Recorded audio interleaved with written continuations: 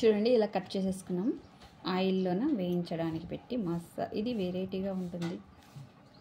నింపుకొని ఒక రకంగా చేసుకోవచ్చు మసాలాలు. ఆయిల్లోనే మగ్గించుకొని ఇలా కూడా చేసుకోవచ్చు. టేస్ట్ కూడా బాగుంటుంది. మీరు ట్రై చేయండి. చేద్దాం రండి ఫ్రెండ్స్. చూడండి పొయ్యి మీద పెట్టేసాను. పొయ్యి మీద పెట్టేసిన తర్వాత ఉప్పు, ఎంత సరిపోతుందో అంత ఉప్పు వేసేసుకోండి.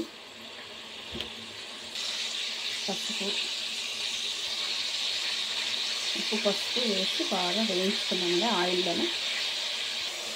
చూడండి ఒకవైపు బాగా వేగిపోయాయి, ఇంకొక వైపు పెట్టేసుకున్నాము.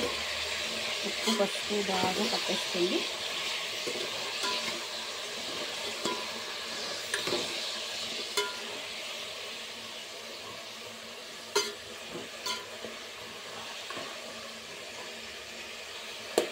ఆయిల్లో ఇలా బాగా వేపుకొని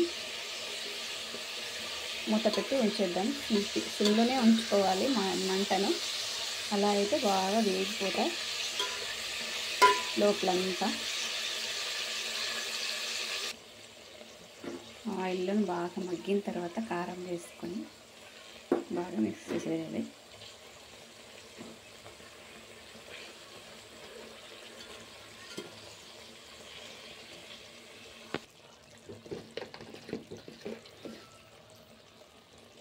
కాస్తంత గరం మసాలా వేద్దామండి. ఇంట్లోనే తయారు చేసుకుని గరం మసాలా వేసి ఇది ఒక్కసారి మిక్స్ చేసేస్తామండి.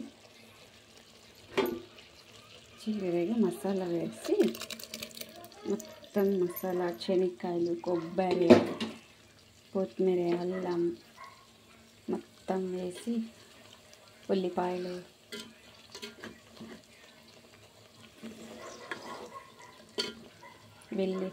వెల్లుల్లిపాయలు వేసి రెడీ చేసుకున్న మసాలా వేసి కాస్తంత ఇలాగా ఎక్కువ కదపకూడదు.